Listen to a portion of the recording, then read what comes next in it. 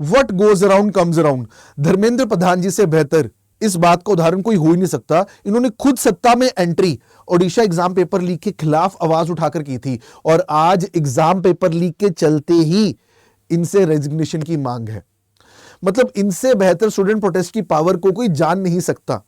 और जिनको नहीं पता, स्टूडेंट प्रोटेस्ट की जो पावर है, स्टूडेंट में जो पावर है, समाज के सभी वर्ग से सबसे ज्यादा फियरलेस कम्युनिटी होती है स्टूडेंट। समाज के जितने भी वर्ग हैं, आप हैं, मैं हैं, जिन्होंने जिंदगी जी रखी है, अपने प्रोफेशन में स्टैब्लिश हो चुके हैं, वो सिस्टम को धीरे धीरे एक्सेप्ट कर लेते हैं।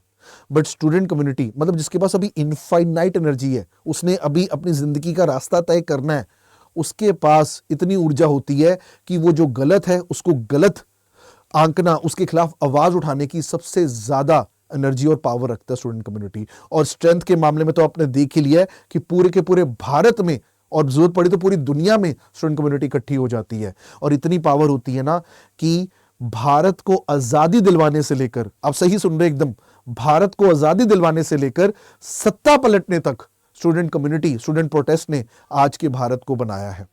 यहां हम दो उदाहरण लेकर चलेंगे, एक आजादी से पहले और एक आजादी के बाद का, जहां पर स्टूडेंट प्रोटेस्ट के चलते आज के भारत को हम देख सकते हैं। भारत में जो सबसे बड़े बदलाव आए हैं उनको देख सकते हैं। सबसे पहले मैं बात करूंगा 1974 स्टूडेंट प्रोटेस्ट की, the most popular student protest in the history of independent India. यहां पर गुजरात के अहमदाबाद में एलडी इंजीनियरिंग कॉलेज में मेस के प्राइजेस बढ़ जाते हैं, जिसके अब देखिए पूरे सिनेरियो में यहां पर देश भर में बढ़ती महंगाई, यहां पर बेरोजगारी, और कहीं कहीं पर हम देखें तो भ्रष्टाचार से भी पीड़ित थे लोग।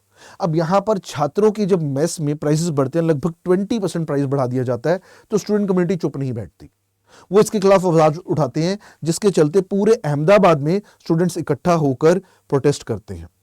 पुलिस की लाठियां पड़ती हैं, जबकि सरकार को बात करनी चाहिए थी। पुलिस की लाठियां पड़ती हैं और पूरे के पूरे अहमदाबाद में कर्फ्यू डिक्लेयर कर दिया जाता है।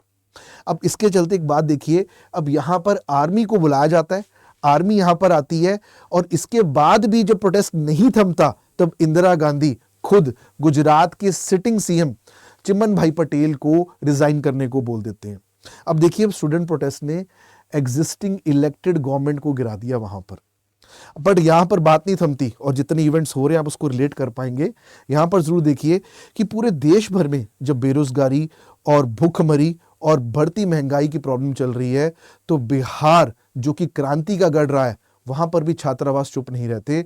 वहां पर बिहार के यूनिवर्सिटी, पटना यूनिवर्सिटी के जितने स्टूडेंट्स हैं, इकट्ठा होकर आवाज उठाते हैं। वो खुद बिहार छात्र संघर्ष समिति को उसका इनॉग्रेट करते हैं, उसको बनाते हैं, और उसके चलते वो लोग, इसके जितने लोकल लीडर्स हैं, खासकर मैं आप चित्र पर देख सकते हैं यहाँ पर लालू प्रसाद यादव या रामविलास पासवान या नीतीश कुमार, ये सब के सब इसी समिति के लीडर्स होते हैं, और ये लोग बिहार असेंबली का घेराव करते हैं।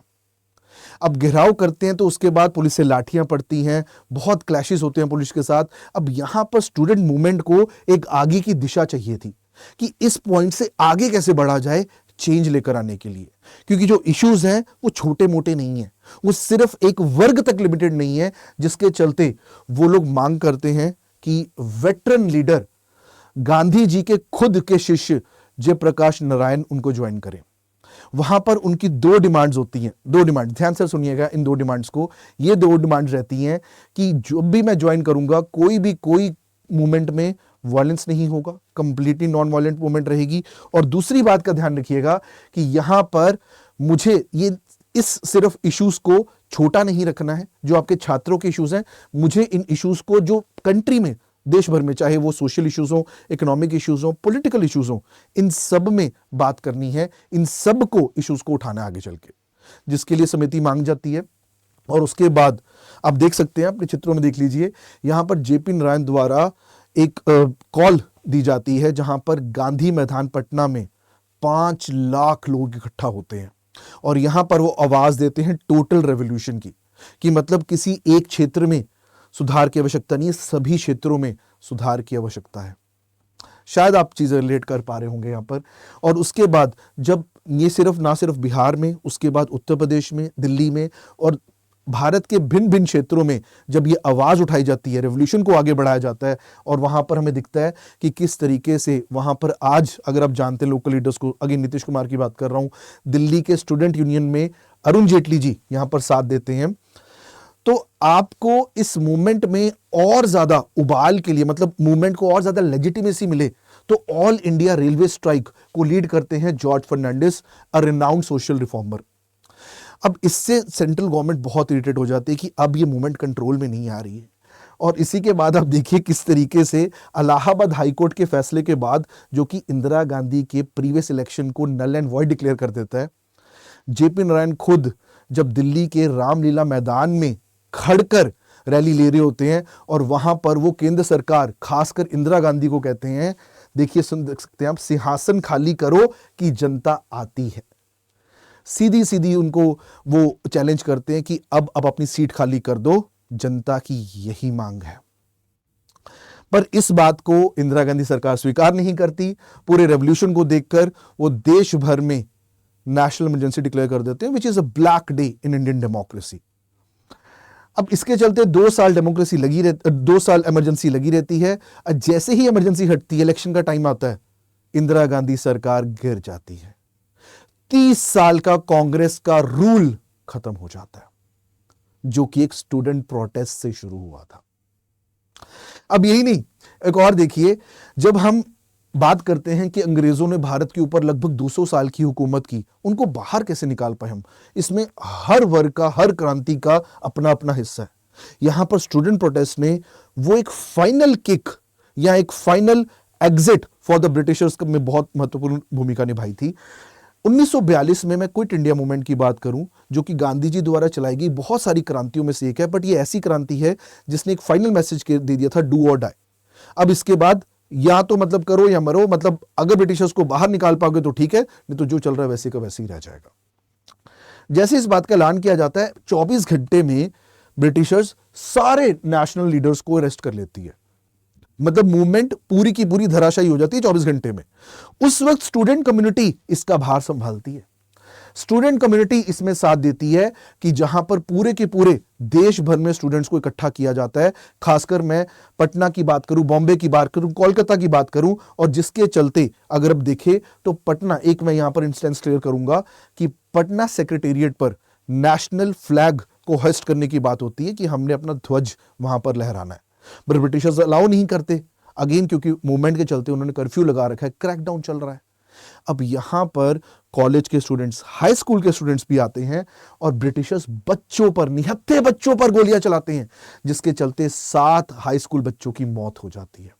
आज भी पटना में ये शहीद स्मारक पटना में फेमस है, जहां पर बहुत सारे लोग जाते हैं इस क्रांति को देखने के लिए, उसके बारे में किस्सा जानने के लिए। और इस पूरे हादसे के चलते इतना आक्रोश आता है कि बिहार में और पूरे के पूरे, अगर मैं पटना साइड पर बात करूं, तो पूरे के पूरे स्टूडेंट्स जो कम्युनिकेशन लाइंस हैं, रेलवे लाइंस हैं, इन सबको उखाड़ फेंक खुद की पैरेलल गवर्नमेंट बनाते हैं कि तुम सक्षम नहीं हो। और ब्रिटिशर्स तो क्या करते थे हमारे साथ हम सब जानते हैं, जिसमें प्रति सरकार जैसी लोकल पैरेलल सेल्फ गवर्नमेंट्स बनाई जाती हैं। और इतना ही नहीं, जब 1946 में अब वो टाइम आ गया था जब ब्रिटिशर्स बिल्कुल थक चुके थे सेकेंड वर्ल्ड वॉर से, अब उनको बाहर निकालने के लिए एक फाइनल किक चाहिए थी ताकि भारत आजाद हो सके। अब यहां पर इसमें इंडियन रॉयल नेवी का किस्सा बाहर आता है, जो कि एक गदर छेड़ देते हैं ब्रिटिशर्स के खिलाफ, क्योंकि उनके यहां पर कंडीशंस बहुत खराब थी, गंदा बेकार खाना मिलता था उनको, रेशियल डिस्क्रिमिनेशन किया जाता था उनके साथ, और उनके जितने भी जो मास्टर्स होते थे, कमांडेंट्स होते थे, वो सारे के सारे ब्रिटिशर्स होते थे। उनके जो ऑर्डर्स होते थे सही तो होते नहीं थे, जिसके लिए वो वहां पर गदर छेड़ देते हैं। बट कांग्रेस की टॉप लीडरशिप इसको सपोर्ट नहीं करती, क्योंकि उनकी एक विजन थी कि जब भी हम भारत को आजाद करेंगे, हमें अपनी फोर्सेस के ऊपर कंट्रोल चाहिए। हम नहीं चाहते कि फोर्सेस किसी भी तरीके से अथॉरिटी को डिफाई करें, तो ये सोच थी। बट ऐसा ही नहीं है कि सिर्फ कांग्रेस ही वहां पर प्रेजेंट है, पूरी की पूरी स्टूडेंट कम्युनिटी इंडियन सेलर्स का, रॉयल इंडियन नेवी का साथ देती है।